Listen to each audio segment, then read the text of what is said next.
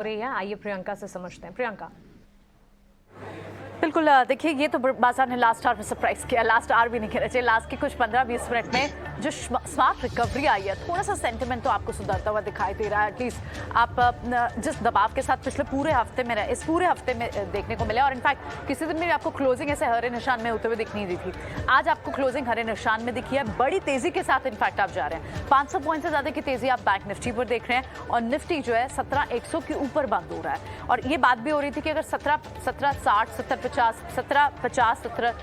के ऊपर बंद होता है तो शायद यहाँ से एक बार बुलिश ट्रेड्स बनती है। तो यहाँ से बिल्कुल कैरी फॉरवर्ड ट्रेड्स लॉन्ग के होने चाहिए, एक्सपर्ट्स भी मानते हैं। गेनर्स देख लेते हैं आप, लास्ट आवर में कौन कौन से स्टॉक्स इन्होंने शार्प रिकवरी दिखाई।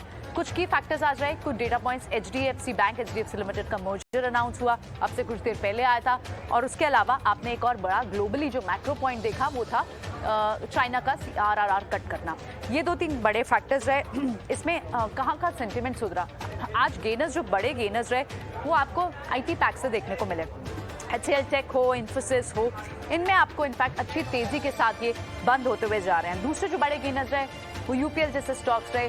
स्टील पैक में आपको टाटा स्टील जैसे स्टॉक्स देखने को मिले जिनमें तेजी के साथ ट्रेड्स बंद होते जा रहे हैं। इनफैक्ट मिड कैप में भी आप देखें, क्योंकि बैंक्स एंड फाइनेंशियल से स्मार्ट रिकवरी दिखाई है, तो सिर्फ लार्ज कैप बैंक्स नहीं, मिड कैप बैंक्स में भी अच्छी रिकवरी देखने को मिली है।